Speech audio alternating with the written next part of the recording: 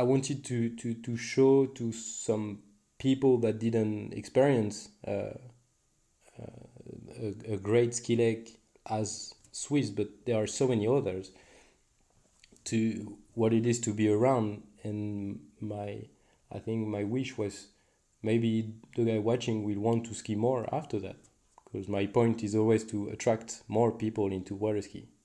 That's the most fun thing, I guess, is to grow the sport by not only thanking the guys that are already into it, but also bringing some others by showing them it's so freaking cool for so many reasons.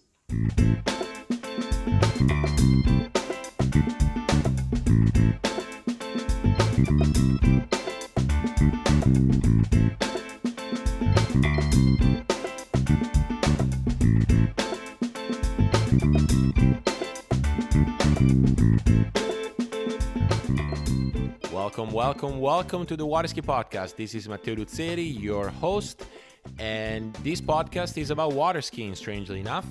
All we do here is interview people and talk about water skiing through their journey, through what they perceive their involvement with the sport is really about. You know, whether it is their performances, judging events, driving events, coaching current and upcoming skiers, just people passionate about the sport. And this couldn't be truer for this second part that I'm releasing with Greg Desfond. Greg is the man behind a lot of projects that really have the aim of promoting the sport, like this one, like the podcast. So he's the man behind Waterski Nation, behind the Waterski Journal. You should get those issues. You should give those issues a read if you haven't yet. You can find the links in the show notes.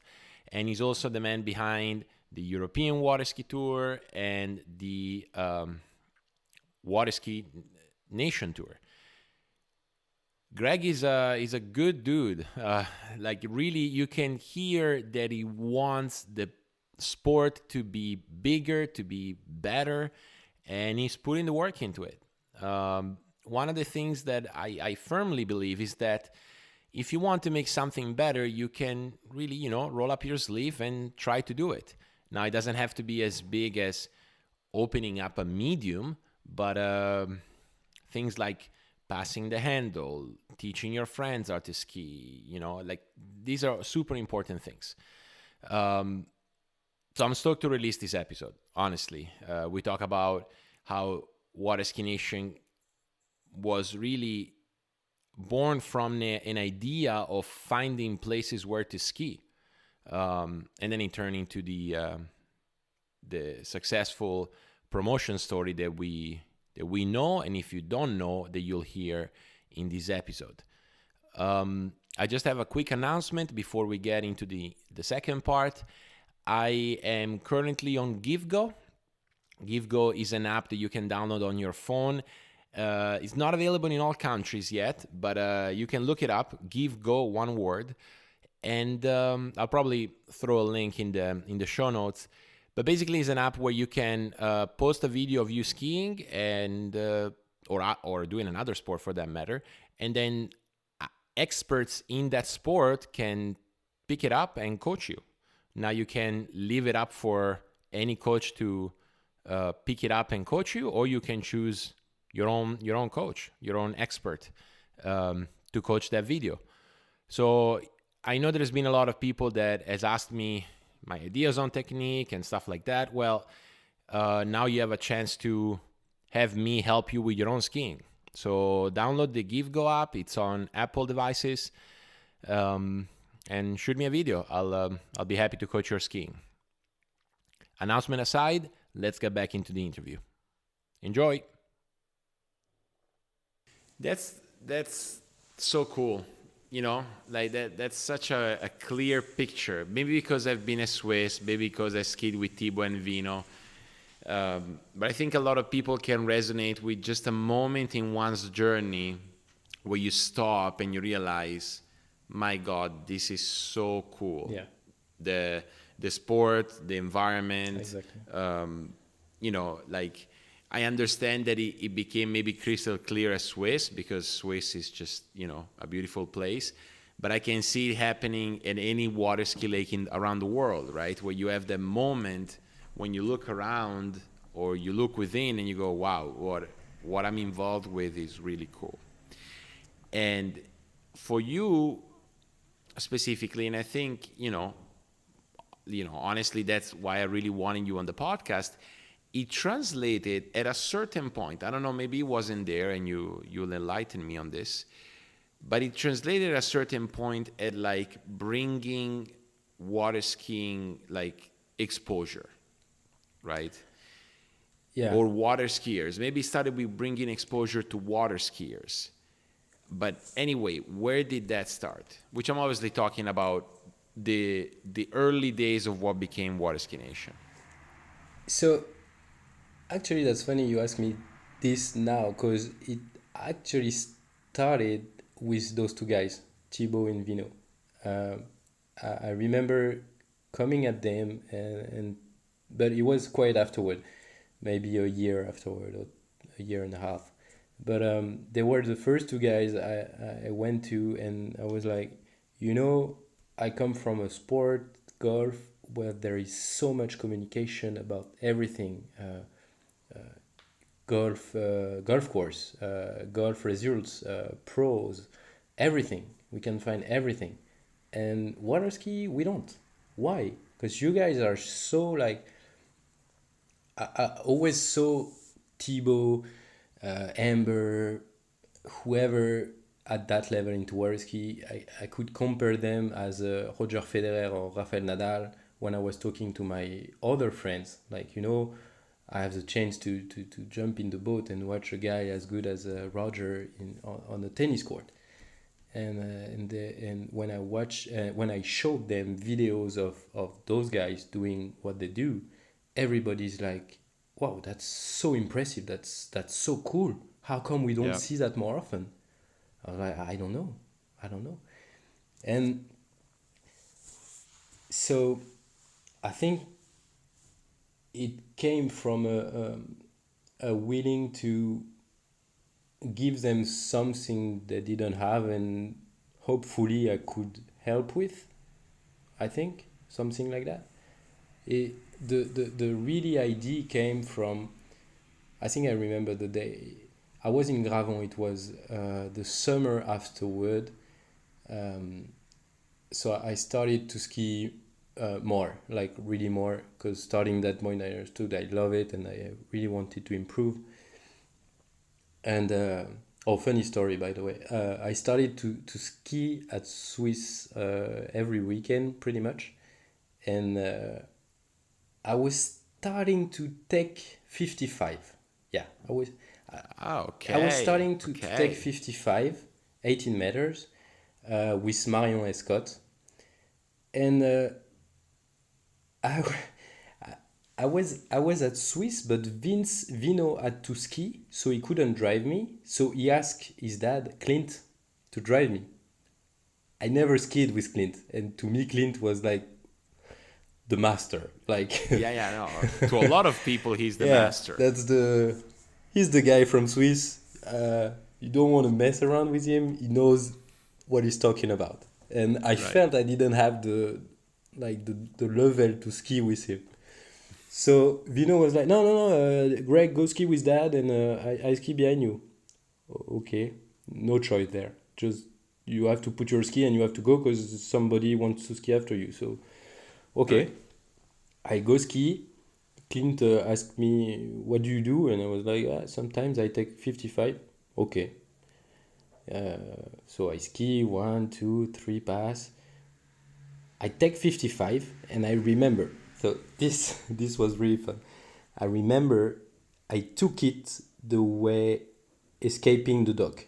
So I'm like at the end of the lake, in the lake, Clint on the wheel, and he was like, "What do you do?" I was like, "Well, go 16," because usually when I took 55 with Scott, he always asked me, and I said, "Yeah, go 16. I'm not going to 58. It's too dangerous." And Clint was like, he stopped the boat, looked at me, was like, how old are you? Um, I think I was 25 at the time. So I said, 25. He was like, so what the hell? Either you stay at 55, either you go 58. You have 10 years ahead of you to ski 58. I was like, uh, really? Isn't it too quick for me? It was like, you just took 55, right? Yes. So you go 58. Let's go. Okay. Such a Clint. Ah, Yeah, yeah. yeah, There was no option. Either you ski like a man, either you don't. So yeah. first time, I don't know what I did. Maybe I turned two buoys, but I felt everything was going too fast for me. But since that day, I said to myself, okay, now I'm going to try to ski at 58, and hopefully one day I can run one buoy at 16:58. We'll see. Yeah, So from now on, I ski like a man. yeah, but he was right. He was right because this really pushed me not to stay in my comfort zone and to go further and to improve and to try to become better. And I think Waterski Nation also came from here to my wish to be there on the lake more and train and become better. And so I went back to France that summer, starting to make some booze at 58, so wanting really deeply to go and take it. So I was really going almost every day at the lake and skiing, and one guy came to me, a guy that was skiing pretty good and for a long time, a French guy, even doing some tournaments, and he said, hey, I know you went to the US with Amber in Orlando. Could you ski down there? I was like, obviously I could ski down there. Orlando, it's like the la Mecque for the ski. If you don't ski in Right, right. Orlando, you don't ski nowhere. Ah, because I went there with my family 2 times and I couldn't ski. I was like, how long have you been skiing? 25 years. I was like, how come you go to Orlando and you don't ski? You didn't find the lake? You didn't know where to go? No, I didn't know where to go. I heard there were Jack Travers and Swiss Water Ski Resort, but I didn't find it. I was like, seriously? Like, well, first you didn't search really well, I guess, but it clicked in my mind that that's true. I could go to those places because I was hanging with skiers, but if you're like no one like I was 2 years before, yeah, you don't really know how to find a lake. When you go on Google on the map, you have all the golf courses appear, but there are Yeah, no lakes. And Waterski Nation really came from that. From okay, imagine you're a complete stranger to the pro water ski world, but you ski and you want to go abroad and you want to go with your ski and family and you want to ski. How do you do? So it took me 6 months, 6 months to gather all the lakes I could find on either federation websites, some great websites for states in the US water ski associations that were listed and everything. I took everything I could and put it all together on one map, easy to read, easy to find, on a Google map, like super easy. yeah, And my wish was like, okay, tomorrow I'm going to, I don't know, Vermont. Where can I go ski? So you go on the map, Vermont. Okay, two ski school. You click on the icon of the ski school I put, and I wanted there to be one, the address, because it's sometimes some lakes are really hard to find, even though they are there. yeah, So I wanted to have the location exact and a contact, because obviously if you show up at the lake and nobody's waiting for you, there might not be a boat or a driver. yeah. So that really was the beginnings of Waterski Nation. And I was like, okay, now I have a map. What can I do with it so people can use it? Okay, let's create a website. How do I do a website? So I watched a lot of tutorials and stuff, created the waterskynation.com website myself. I was like, okay, now I have a website, I have a map. How do I promote it? Nobody know me. So I was like, Right. okay, I have the chance to know a lot of good skiers now. So maybe if I advertise for them, for doing some clinics, some coaching, some stuff like that, maybe they can push waterskynation.com on the social media, Instagram and everything. So I contacted Amber, obviously, Thibaut, and even guys that I didn't really know, like Ryan Dodd, Adam Selmayr, like big names, big guys from Yeah. the sport. Big names. Yeah, big names, and Thomas de Gasperi and everything. And they were like, yeah, fine, if you want, create me the profile, and I will share Waterski Nation on my Instagram and everything. So that's basically how everything started. So from like it seemed from that story in Gravon where that guy went to Orlando and he couldn't find a place to ski, like you saw need Yeah, and just found a way to create it. So you basically self-taught yourself how to do a website. yeah, exactly. That's pretty cool. That's Well, pretty cool. now I figured out if you go on YouTube and put tutorial and ask for anything, you can basically learn anything if you are willing to watch videos, Yeah, basically. pretty much. Pretty much.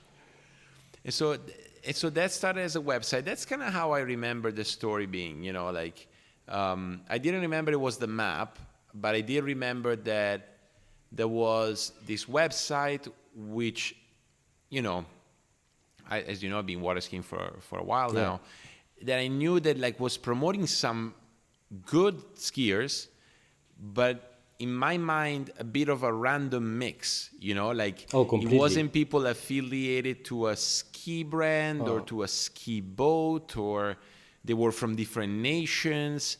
I was like, I wonder where this pack of skiers is man, coming that from was with a this. mess. That was a mess.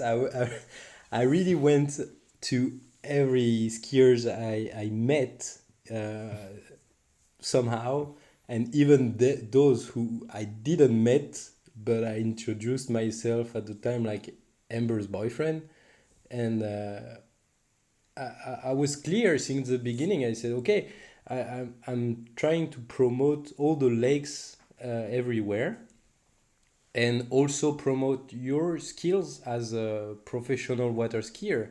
And some people might want to contact you for, as I said, clinics or coaching. Yeah. Like I felt it was something that probably existed but wasn't advertised the right way. So maybe it could benefit for them and for everybody. Like for the pros to hopefully have some new clients or students, and for the whole water ski community to know that if you go somewhere, you have actually a place to look at and hopefully find a leg to water ski And someone to contact to, and which someone to contact to. I wish. So when was that map created? What year? Uh, I, I think I was working on it in 2016, and yeah, probably at the end of 2016 it was online. Yeah. See, that's funny because I'll tell you this story. I dated a girl from Oklahoma for 2 years, and I did a couple of clinics there. And in Oklahoma, there's a lake called Suicide Lake that I had read about it on Water Ski magazine, and it's this lake because Oklahoma is among the windiest states in the United States, and there's not a lot of trees. So water skiing becomes a little tough. So this person created a lake where, in order to count the chop on the buoy, he would put peninsulas in between the buoy line. So you would have between 1 and 3, you would have a peninsula getting all the way almost to the boat guides. And the same thing for 2-4 and for 3-5 and for 4-6. Whoa. So you had like 2 peninsulas and maybe even one more afterwards to count. It was surreal. It looked like a bonefish lake, you know? And it was on the way from my girlfriend's house to a clinic I was giving. And I just jumped the fence. Like, I had no contact. I just knew roughly what it was. We found it, and I jumped the fence, and I stood on one of those peninsulas. Like, literally, I'm standing, and 3 ball is in front of me. I turn around, and 1 is right there, you know? So, obviously, no zigzag. No chance to do a zigzag, you know? If you do a zigzag, you die. And that's, I think, why it's called Suicide Lake. And I was never able to find a contact.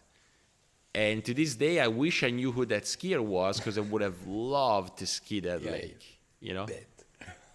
You know? And, well, if Waterski Nation was around, then maybe I would have been able to contact whoever crazy person decided to do this lake, you know? Probably. But it goes to show, and I mean, I was already a water skier, in water skiing for a long time, but I wasn't able to ski a lake that I dreamt to ski it. So I think you detected at the time a pretty big need, you know? I think, and you know, once it started to be, I don't think waterskination.com for the map ever have been famous, but I had probably like 20 emails coming from guys. Hey, I saw your map, that's really cool, thank you. You know, I ski at that lake, it's not on it, can you add it? And I was like, sure.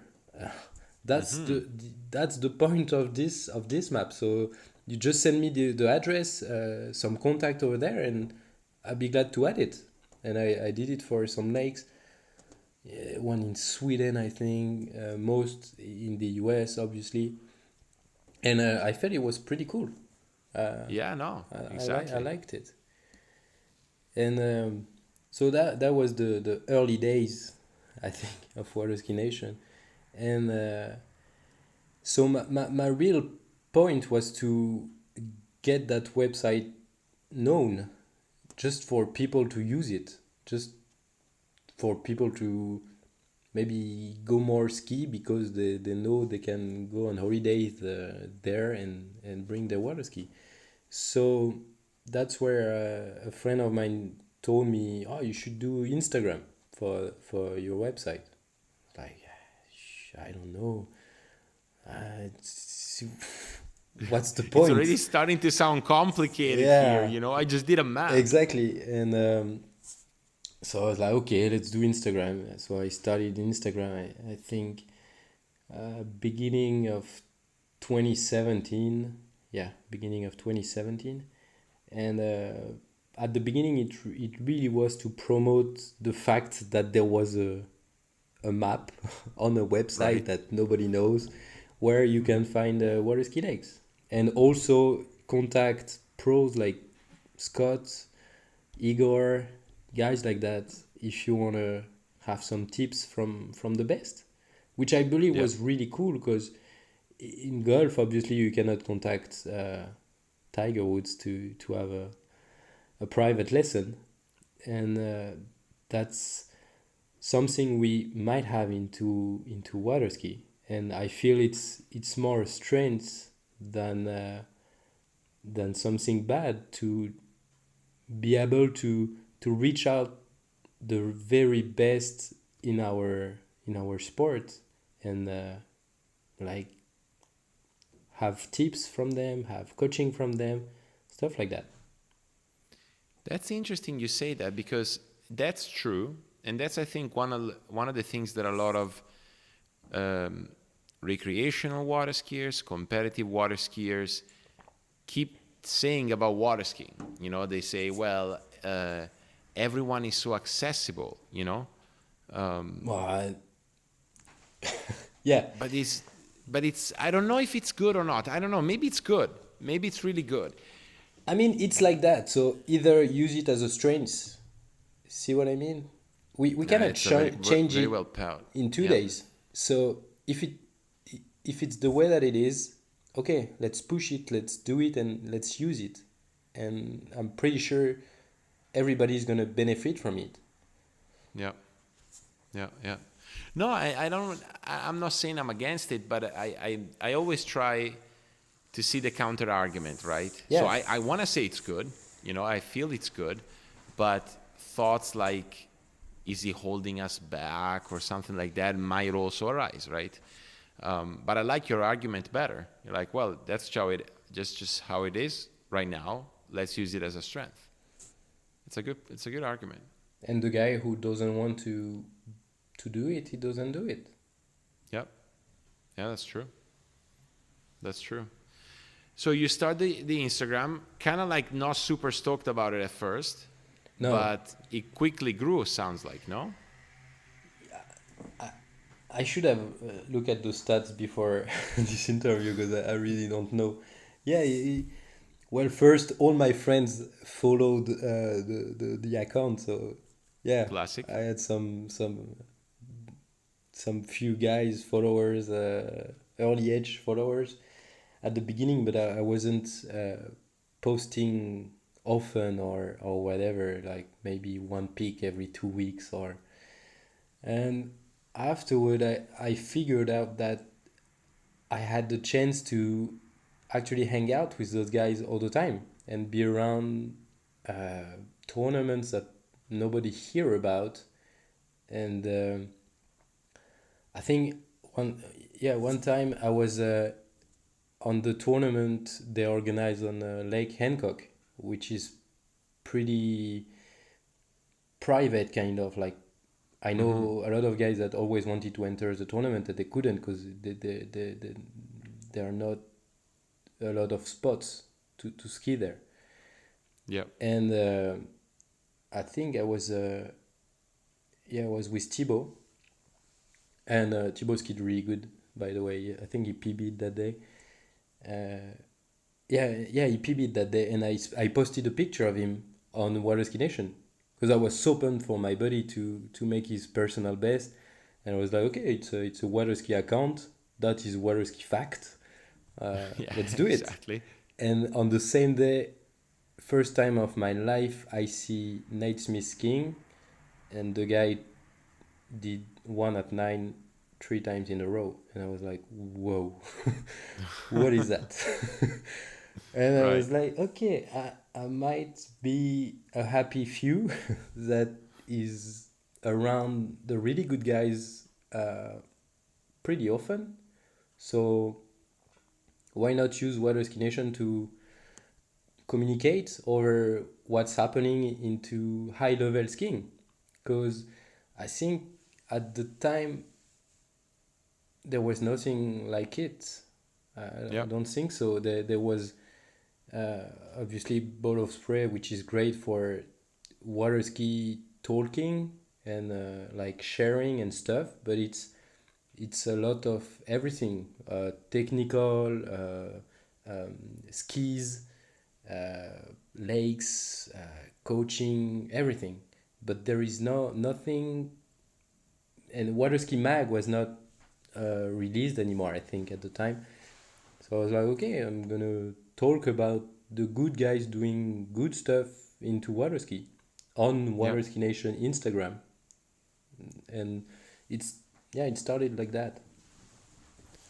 Yeah, and I mean that's pretty much how it's still going. Oh yeah, You're giving a showcase of the sport at the high level, and um, it's working. It's working. I mean, we can go deep into what does that mean that it's working, but certainly you've been very active in showcasing high level water skiing. yeah. It became my. I think it became my first intention onto Waterski Nation was to promote high level water ski, because I felt nobody was doing it, and those guys, all of them, they deserve kinds of not publicity but communication over the amazing stuff they're doing every weekend. And as I had the opportunity to be there most of the time when it happened, I felt like I could use that time and use my skills, not great skills, but I mean sharing posts and stuff, to do so. And some people sometimes are um, I don't know the word in English, are disagreeing with my point of view of only focusing on pros. Does it make sense? Yeah. Because obviously, if you go on Waterski Nation Instagram right now, I talk about high level skiing all the time, and a lot of people came to me, hey, why don't you share that kid did that, why don't you share about that super event happened last week at that lake? And I'm like, yeah, I agree, it's great, that's so cool, I'm so cool, I'm so happy to know about it, but it's not what I do. And I could do it one time, but I mean, I won't be able to communicate over that kind of stuff every day, every week, every month. So I'd rather keep focusing on one thing, which is high level skiing, because this is where I have the inputs, this is where I have some knowledge, I think, now, and I know some people, and at the end I think this is where Waterski Nation is good at. So I'd rather keep focusing on one thing and try to be good at it than go everywhere and just do not And so good. sometimes, no, I agree. And sometimes it's even like random circumstances bring you to do a certain thing, right? Because I'm thinking about your story. You chatted with a buddy that couldn't find a lake in Orlando. Well, maybe you could have told him, hey, learn how to use Google. Yeah. Or you created a map for people to find a place to ski in Vermont, New Hampshire, Sweden, you know? And then it turned into this, you know, oh, well, I can do it. Like they told you to do Instagram, and then you noticed you had access to high-level skiers, gave exposure, and I think this is the key part. It resonated with people, and so you continued there. Yeah. Right? Yeah, absolutely. And I feel it's kind of like my story, you know. I wanted to do this super variety podcast about water skiing, but then I just started interviewing, and people enjoyed the interviews so much that You kept going. I haven't really done anything else. And as you said, I don't even know if I can do anything else by now. Maybe I'll do, but it's just resonating, you know? And it's helping, and it feels like it's helping, and so you continue there. So I actually very much understand the position you're in right now, right? So they asked you to do, cover this other stuff. Or they asked me, talk about technique. I'm like, well, there's already other things they're doing. Yeah. There are people that are doing great at doing this. Yeah. And I'm not this one. Yeah, and I agree. I mean, neither am I in doing things right now beyond getting people to share their story. So, yes, you kind of minimized what you've been doing, because you said, well, yeah, beyond reposting.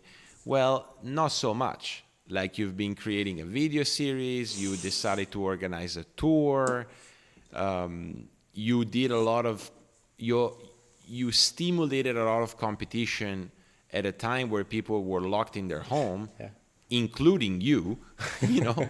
So you've done a little bit more. Why don't you talk about some of the things that kind of like sprouted off Waterski Nation? Yeah.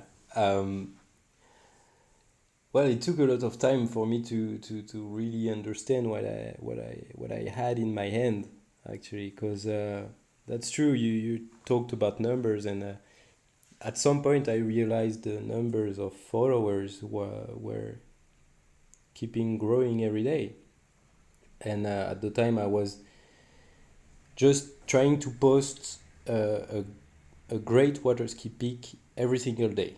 That was my my goal. As it was Yeah. off season, nothing was happening.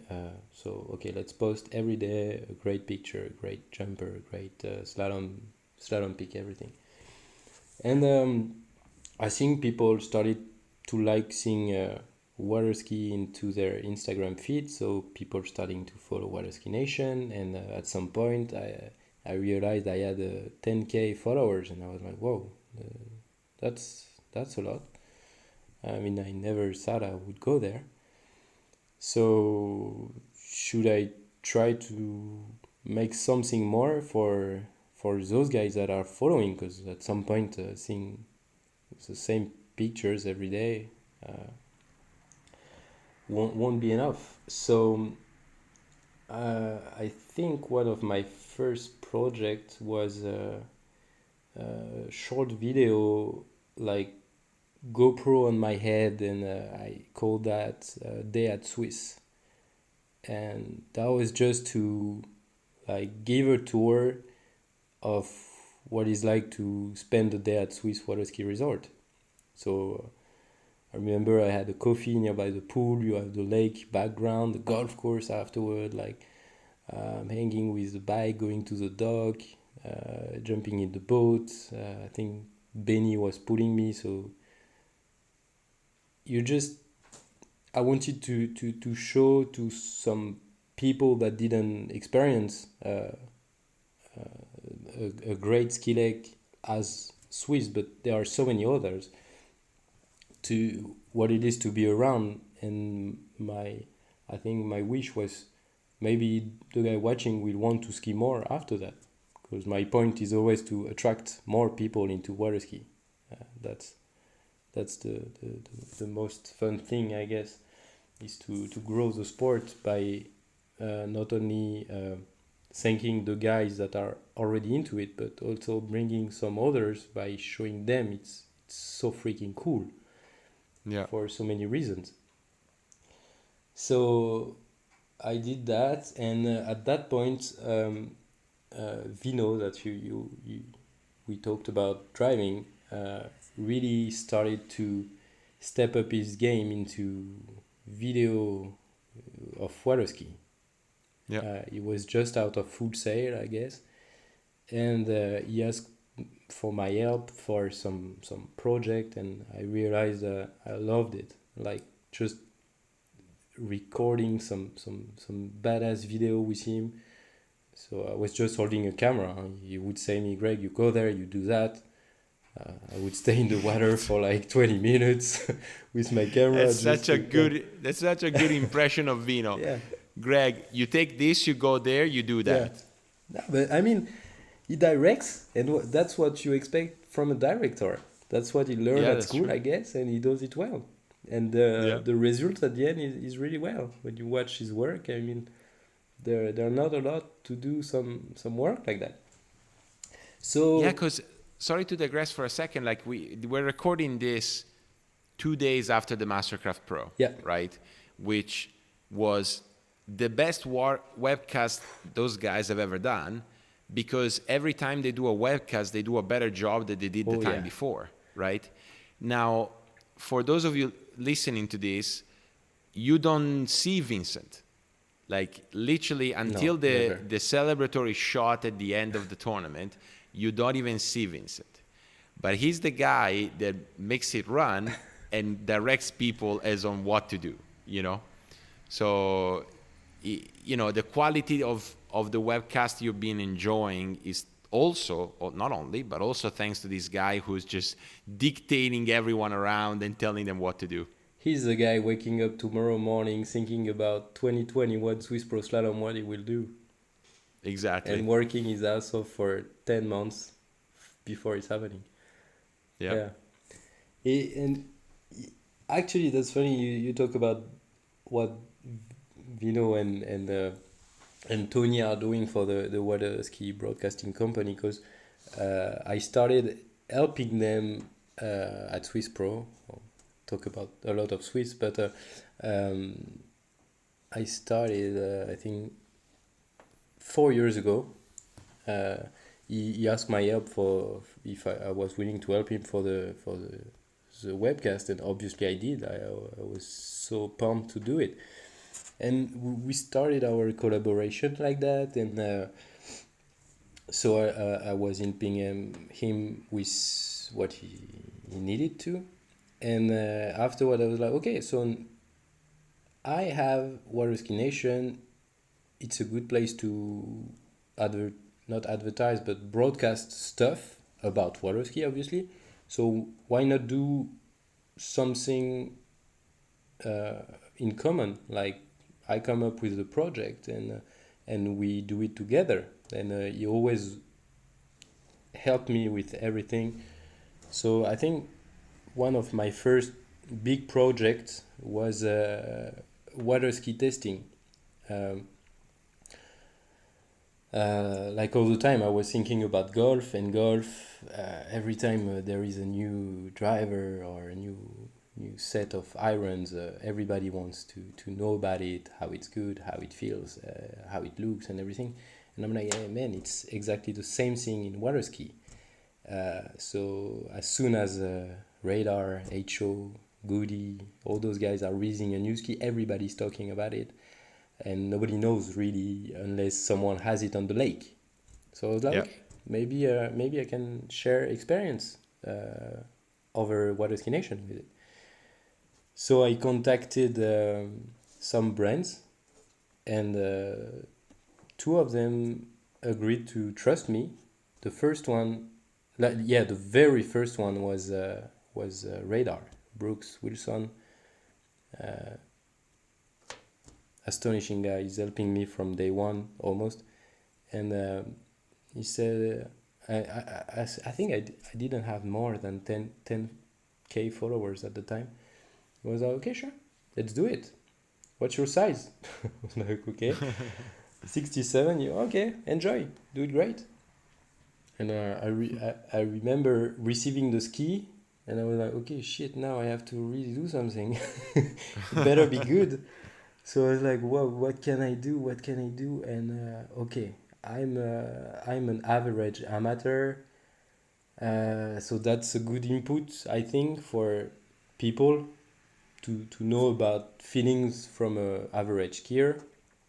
Okay, but it's good to know also from a pro skier that can feel and tells you some technical stuff that I am not even close to feel or to know about the ski. Yeah. So first ever episode was with Samantha Dumala.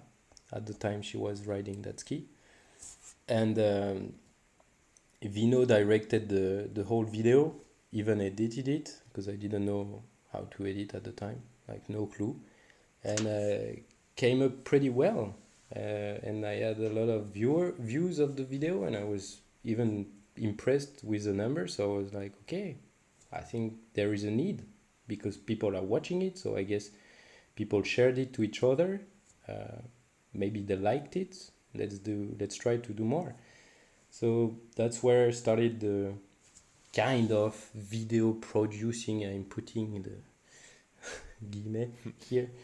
Um, but that was the first ever project, and I kept going, and Reflex shoot us out with their ski at the time. I had Robert Pigozzi with me for that video. Yeah. Awesome guy who is helping me out a lot with a lot of things actually, because I'm behind Waterski Nation, but there are a lot of guys helping me, and you know that because you're one of them. But there are a lot of guys with me behind Waterski Nation. It's not only me. It's a ton of guys and ton of ideas, and I thank them all for that. And you were talking about the contest I did during the COVID-19 first Yeah. wave, I guess. So this came out from an idea with Freddie Winter, actually. Uh, Hmm. uh, we were talking about doing something while nobody could ski, and this idea came up, and I was in the south of France, lockdown in a house, and I figured out the guys in Florida could ski, so I started contacted all of them, Thibaut, Sasha, Nate, Tigas, and surprisingly, everyone was super stoked about it. They were like, "Okay, let's do it. How do we do?" And I was like, "Okay, you have an iPhone. You guys will FaceTime each other, and hopefully quality is good, and hopefully connection stays while you're running your pass, and we do head to head, and the guy who beats the other one goes to the next step, and we'll see how it goes." And Yeah. that was really entertaining. And even there, I had the help of Vincent Stadelbauer all the time. He's always behind something. Driving, holding Driving, the phone yeah. while driving. Yeah. The best, man. I think like the first, I think it was the first fight that was Tigas against Nate, and some of them had a trouble on the lake, and thankfully they are living close to each other. So I told everybody on Waterski Nation to tune in at whatever 3 p.m. 3 p.m. we saw live. We saw Tiga's face, then cuts, then nothing, and I was like, okay, that's a That's a loser. problem. That's a fail, Greg. And Vino calls me, yeah, we got a problem, but don't worry, we'll fix it in 20 minutes. And he hang out. And I was like, okay. And 20 minutes afterward, you see Nate behind the boat, Tigas in the boat, recording Nate, and that's how it started. And it kept going for 2 or 3 weeks. Yeah. It was pretty funny to watch. I really enjoyed it. No, I think everyone enjoyed it. You know, I'm pretty sure that a lot of people who are listening to this episode remember that and that tournament. Um, I'm even more interested.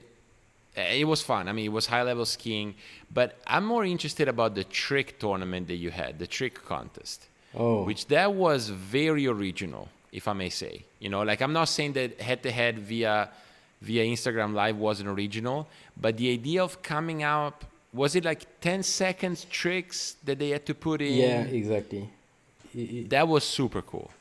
So this I think this came out with talking with Freddie again, and because I wanted to do some trick stuff, so because I feel trick is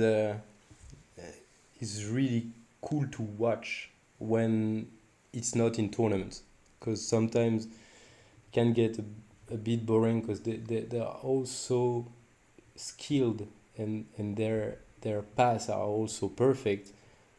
Seriously, when I'm watching the world finals, I couldn't tell if, of course, if the guy fell, I know he's not gonna win. But all the guys doing the flips, I have no clue. I don't know how many points it makes. I cannot tell who is the winner. So Yeah. it's beautiful to watch, but sometimes I just don't know. I'm just hoping for the guy not to fail, and hopefully he gets everything. And but watching, as I spent a lot of time watching Thibaut from the boat, I felt those guys can be so creative on their trick ski, doing stuff that are not in the rule book. I was like, okay, let's make a trick contest that is not rule book approved, and let's see what they do. Maybe some. Right. I was not hoping for a double backflip, but something like that. We don't know what can happen. And Right. I contacted a lot of trick skiers, and they all answered yes. Yeah, there were a lot. I think at the start there were maybe 28 or maybe 30. I Yeah, don't. there was a lot Yeah, of there was trick a lot of skiers. trick Yeah. skiers. And my point was to make men and women in the same category. Like everyone, just be creative. You can face like Adam Sandmeyer can face Natalia Kuglievan. Dorian can face Erika Leng. We don't know. You just have to vote, and that's the great stuff about Instagram. Is in story you can vote either for one or the other. So that was the main point of this contest was to interact with the viewers, and the viewers straightly decide who is the best. Not because it's a lot of points, but just because it's cool what the guy is doing Yeah. on the video. And I think I came up with an idea of a longer run, and it was, I think it's Adam Selmayr that texted me and said, "Hey, dude, it would be even more cool if it was shorter as a casual trick run." I was like, okay, why that? Because he told me because therefore they have to make like something really big, really quick. Okay, let's do 10 Yep. seconds. And that's how it started. Dude, and I remember like that's where I saw like a lot of creativity, as you said. You know, you had people that did like bits of their runs. You had people that did tricks that would never put in their runs because they wouldn't make sense from a tournament standpoint. They would be too risky. They wouldn't fit in the run itself. And some people just did some wacko, like never seen before, nonsensical stuff that was so cool to see. Yeah. You know? And there you could see how good the guys are, like all of them. Like I remember seeing Pedrini going over the ramp with her trick ski. Like how Yeah, that's badass true. is that? Or That's true. or Dorian with his jersey shirt from whichever basketball team doing some crazy run with I don't know how many points and every flips he put in that run, even flips outside the wakes, like Yeah. like that is not crazy. Ski line Yeah. 5 with no wake. Yeah. And Crazy. Nicolas Plitas, I think he threw something like huge in spinning. Like I received a lot of messages from other trickers like, what the hell did he do? Like that was so Right, cool. right. And that was the cool thing about that. It was the whole interaction between everybody. Like I just had to put the video online, and afterward people would talk to each other, shoot out for the skier, and that was really cool. And there the numbers on my statistics skyrocket. Like I had some days I had like more than 70Ks viewed of the account, which is pretty huge. Yeah, it's massive for water massive. skiing. For water ski, I guess it's massive. Yeah, it really is. It really is. And that didn't stop you. Now, one of the things I want to talk with you about, which, as you well know, you and I had a lot of conversations about, was the state of pro skiing at this current time. Wow. And I know we could go on. I know we're recording this pretty late, but let's narrow it down. I'll just give you a little bit of, I guess, of a direction. As you know, over the years, we had moments where probably right around the time you got into water skiing, as you said, there wasn't a lot of pro tournaments in the world. There was none in Europe. There was a couple in Australia, New Zealand, and there were maybe 4 or 5 in the US. And pro skiers, well, were eager to compete for money. I mean, simple as that. Yeah. And then over the years, more pro tournaments showed up in Europe, and then eventually in the US as well, possibly inspired by what was going on in Europe. And you started to bring a good point to me about how it was, a point that I knew, but it was never brought clear to me like that. Like, there wasn't a tour. We just had tournaments that had a separate ranking, but there was no tour. And so we had conversations potentially to put it together into a tour, at least as far as Europe goes. Where did the idea came about? What was your project? What is your project?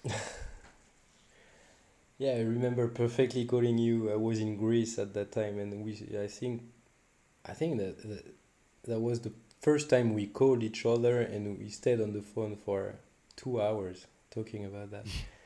Yeah, it's true. So the idea came up with, again, golf. I mean, you watch golf, there is the PGA Tour and the European Tour. PGA is for the US and European Tour is for Europe. And that's the main events of the year. It's not, obviously, there are the Masters, there are some World Championships and stuff, but everybody's looking at the tour, like who's standing first right now and everything. And at some point, I realized especially you, Matteo, started some great stuff with putting on great pro events. I'm talking about San Gervasio here. You were probably one of the first ones to throw such a good tournament out there. And I remember talking to skiers, like big names of the ski in the US, and everybody was talking about, oh, this summer, that's great, there is San Gervasio again. And I was like, okay, the guys are willing to travel across the ocean, go to Matteo's tournament. I think they were starting to be one or two other pro events, but not a lot. And I think in 1 year it kind of clicked, and we went from 2 or 3 events to like 5 or 6, if I remember correctly. Yeah, 2016 was 1, 2017 was 4, 2018 was 5, and then last year was 6. Yeah. So pretty quickly, like, all you guys like did a fantastic job, each and every one, to throw a pro event on your lakes. And I felt it was unfair for all of you not to have something like to drive all the skiers to go to every tournament. And obviously it was tough because different cash prize and stuff to determine how much points and everything. And at the end I realized, well, wait, this is where I think everybody got wrong with the elite point system. That is great to go to the Masters, but it's so hard to understand. I don't have a clue of how many points you get if you win that event as elite points. And if I don't understand it, who will? I mean, you have to go so deeply into it to know how much point you're gonna make and everything. So you don't know when you watch the next event of the year, if, let's say, Tigas goes first, Nate second, okay, who will go first then on the ranking? You don't know. Yeah. I mean, you have to have a super Excel sheet to know that. I don't have it. So I was like, okay, Right. we have to make it simple, clear, like, and that's where the documentary over Formula One came out on Netflix. And I remember watching it and I was like, man, this is so what we need in sport, like casual championship, so many great events around the world, all linked under a championship. Just you win the Grand Prix, you have 25 points, that's it. You go to the next, Yeah. hopefully make some points, and you start your ranking starting from here. So I was like, okay, that could work. That could work. Now I had to process a lot of details and a lot of thoughts from guys like you who were either, well, you are doing both, but I mean, you are skiing and you are organizing an event. So I started talking about some skiers to know what they think, if they think it would be a good idea to link everything, but not being properly linked, but just under something that is giving every tournament some points, and just to put together communication and offer what nobody's offering right now, to drive everyone every week on the specific event that is happening, and hopefully at the end you have a ranking for the tour. So the European Waterski Tour came out like that, talking with you, talking with Freddy, talking with Sasha, talking with all the guys. And I think we agreed on the fact that it would be a good idea. So Yeah. so you told me you were in, and you told me to call the other guys from the tournament organizer, which I did. Called everybody. Everybody was super nice, super supportive. I was a bit afraid at first because, let's face it, I'm no one. Like, okay, I'm the guy on Waterski Nation putting some pics every day. Super. I'm not doing some jobs like you guys are doing into Waterski.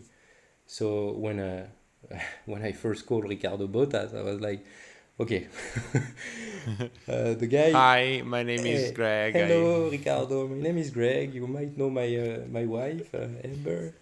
Um, Here is what I do. Here is what I think we should do. Would you be part of it? And he said, "Man, that's a great idea. Let's do it." I was super happy with that.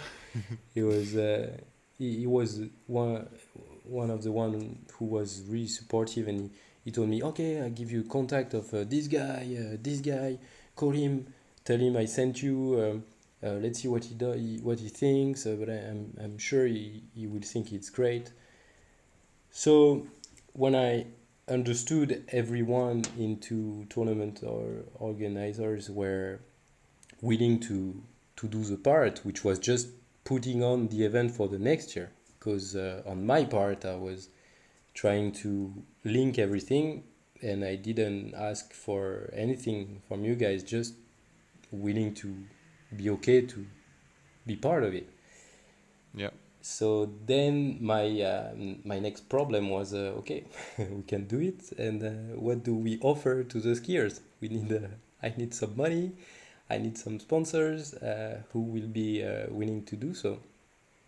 And from my personal life, I got to know some people, and I was like, okay, let's try to contact brands that are not from Waterski to get them into Waterski, because obviously if I contact a Waterski brand, which I did afterward, and again, I'm talking about Radar again, but Brooks was supportive again from day one. Told me, man, that's great, let's do it.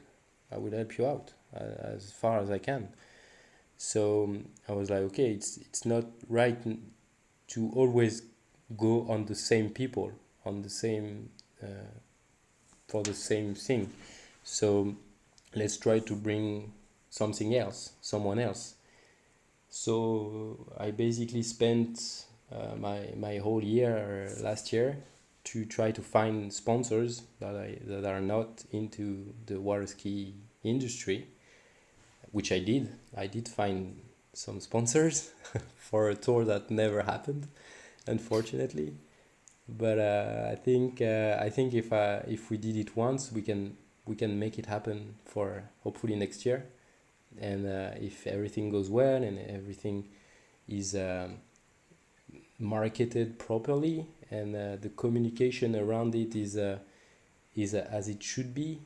Like, I think we need a centralized communication over what's events happening, who's winning, how many points they're having, what's happening next week, who is at the lead of the ranking and everything. If everything centralized properly, I think it can like push people to want to know about professional water skiing, which can be helpful, I think, I hope, in the future. Well, look, I think so far every endeavor that you sort of jump into, just by hearing your story and knowing you, has had a positive impact in the sport. And so obviously as someone who cares deeply about the promotion of this sport, I thank you for that. Thank you. And I hope that you continue doing so, because it seems to me that every single thing that, let's face it, sometimes, as you said, just a little bit ignorantly, there's none of that here. Let's try, ended up in something that was good for skiers, for non-skiers that wanted to ski, for skiers that wanted to know about high-level water skiing, or that needed to find a lake in Vermont. So, I'm really glad you're doing this, and I'm hoping that for 2021, if this COVID situation eases on all of us, that we might see a European water ski tour. Hope so. I can tell you right now that if it happens, you'll see everyone supporting it. Because as you said, it benefits the skiers, it benefits the organizers, and it really gives a chance for the water ski community to see it all in one spot, to be able to follow, right? To be able to follow a tour, which is something that right now is quite hard. That we actually don't have anything like that, with the exception of what you managed to do for the few tournaments that happen in the United States. Yeah, so I'm not that proud on this one, because it really was made in a rush, and I like things to be made properly, and this one it came out that way because of the work I did for the European Waterski Tour. That didn't happen, so I was so frustrated, and in July, remember, we had each other on the phone, and we didn't even know there was going to be one single pro event during the year. Yep. We were thinking nothing would happen till next year, even in the US, not only in Europe. And when they started to announce that there was going to be Hilltop, then there was going to be Malibu Open, their Swiss Pro confirmed, then we were hearing some rumors about Mastercraft Pro. So it started to click, and I remember I was talking with some guys, some pro skiers, and they told me, you should do it. You should do it, the tour you were hoping to do in Europe. You should do it in the US and I was like, well, yeah, but I don't have any sponsors left. Like everything I planned everything to be like.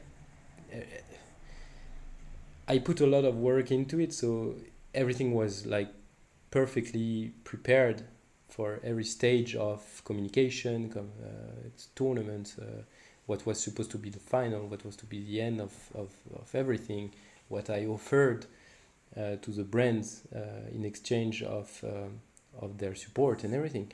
And nothing of that could be done. And obviously, by not being over there in the US, it was even harder to like want to do something. But I think I had Freddie on the phone, and he told me, man, we don't care about the money, just put some winner of the tour at the end. That's gonna be fun.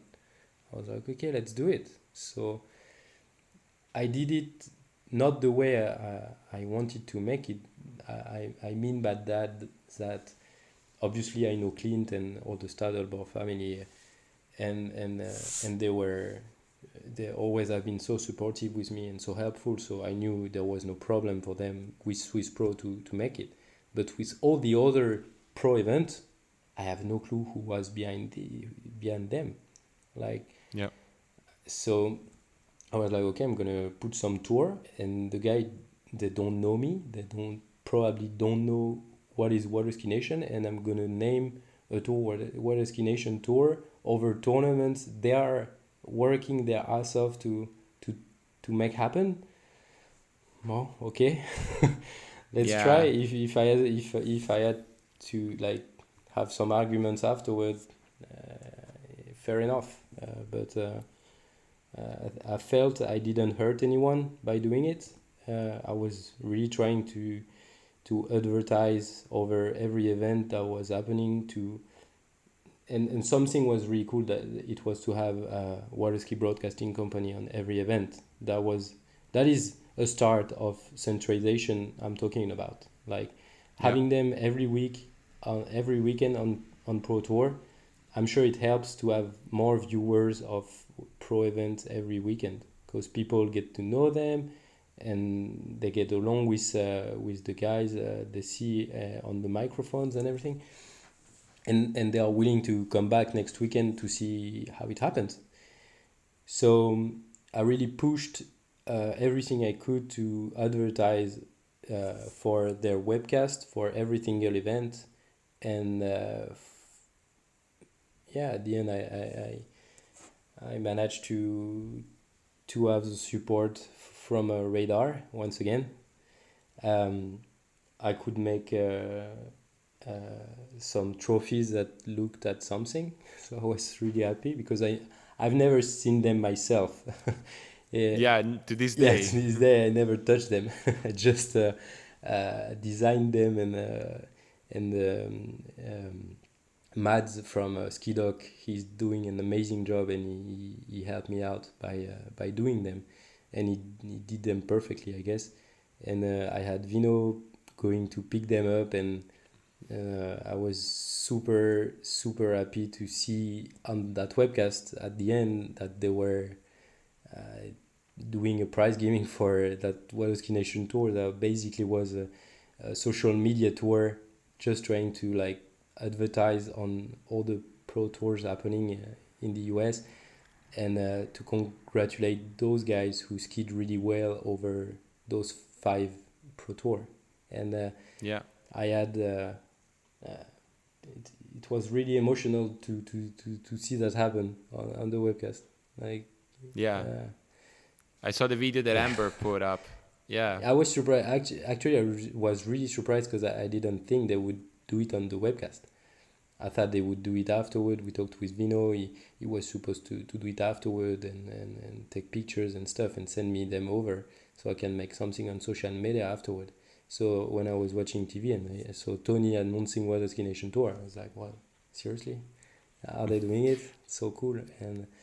And I can already see how that happened. It was probably Vino telling Tony, Tony, we're doing Waterski Nation presentation. You go there with the microphone. John, you go there with the camera. Take picture now. I can hear him from here. Yeah, me too. Love him Me too. Oh, that was super cool. And I received a really kind message afterward from guys that I'm not especially talking a lot with, and I'm talking about big names in the ski. I won't say who, but and they send me really nice text to say thank you, and they encourage me to push forward, and that keeps driving me, and I will. We'll try it. No, and I thank you, and I hope that fire stays strong within you for years to come, because the whole sport is benefited from it.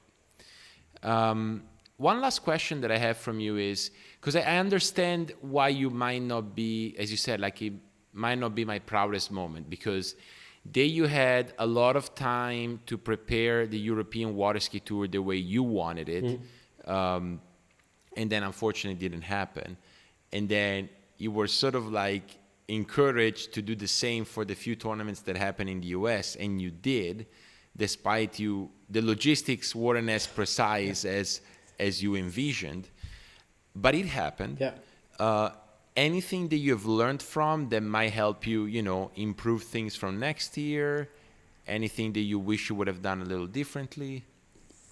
I would have I would have planned it. Like I'm really a guy that like if you see my schedule at work, like I can tell you every half hour what I will be doing, and that was the plan for European Waterski Tour. Everything was planned. I knew I had a communication plan that I made. I knew exactly what I would advertise, on what time, what I would push, what for, and everything. And for this, it was really like, okay, just do it. And I did, nothing was planned. Yeah. And some days I was, what can I do today to push it? And I really didn't know, so I tried. I did some stuff that weren't prepared properly, and so to me some stuff weren't as professional as I expected. So yeah, next year it will be well more prepared, planned, and I don't want to leave stuff to random doings. Like I will need to planify better. Okay.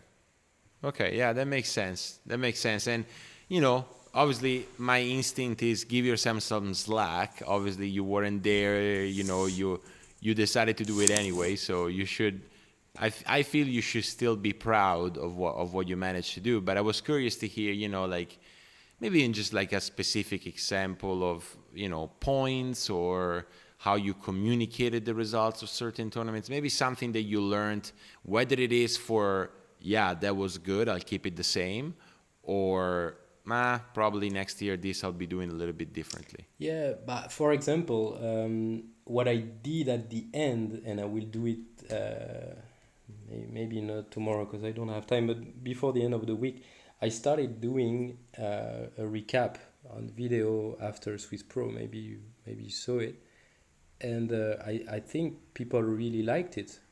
I had a really good feedback on that, and basically it's a lot of time for me to cut all the videos, but the work is done by the Waterski broadcasting by recording all that good shots. I'm just taking some time again to watch the webcast again, but record and put everything together in order to make highlights of the tournament, as they do in Formula One, as they do in so many sports. And Yeah. this, for example, is something I'm sure is really good because a lot of people won't watch the whole webcast, but still might want to know the highlights, the most big crash, who won, what score, how did it Yeah. look, and if I had to go back, I would have done it since the first tournament. I just didn't have the idea. The idea came from watching Formula highlights and from Robert Pigozzi, who actually showed me highlights of Formula One, and he was like, "Hey, that would be cool."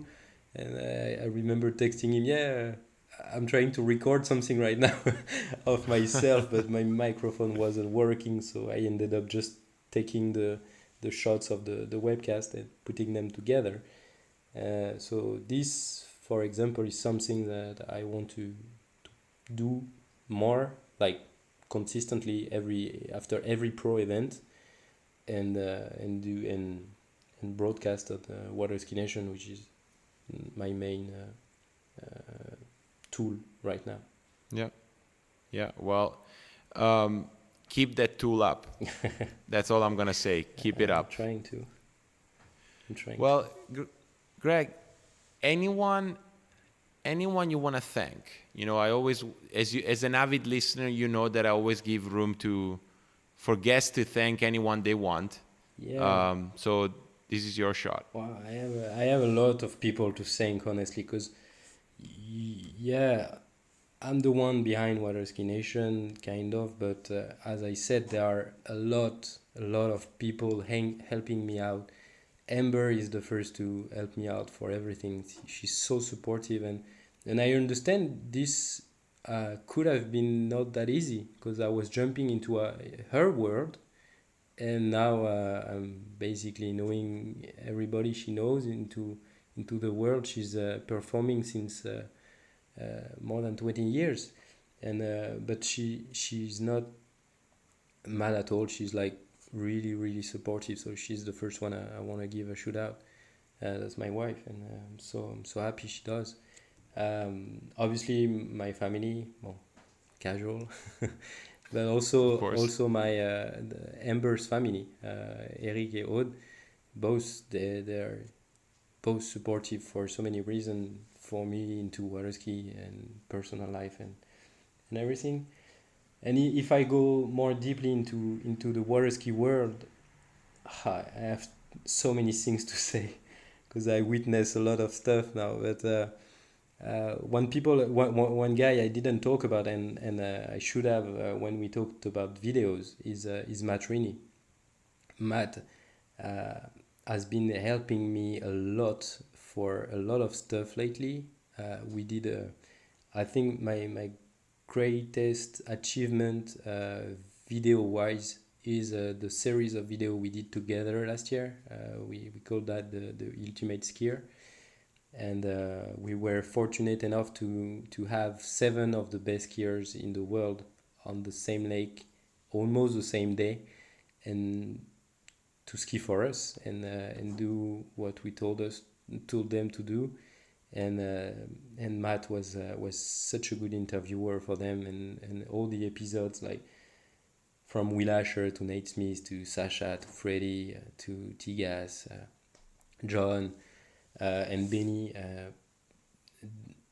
Also, I think those guys obviously, but Matt is such a good guy, and he's helping me a lot. And he helped me out also with a new series I did lately, video coaching, where he's showing how to coach through video, and I'm the student, so that's really cool for me because I get to learn from Matt, and it's also cool to advertise how it works, video coaching, because especially now most of us cannot go wherever they want, so it's cool to know that you can still have coaching from your favorite pro, whether it's Matt, whether it's you, whether it's someone else. I have to thank once again Stadelbauer family. They pretty much made my education into Waterski history over dinner. I think you see what I'm talking about, but I think a lot of people that know them see what you're talking about. There are so many times Clint is like, "What? You don't know this guy?" And it starts from there, and the lesson. Didn't you know he almost made the final at 82 Pro Tournament in Detroit? Yeah. How do you not know? You know? Yeah, exactly. That's it. And so many more.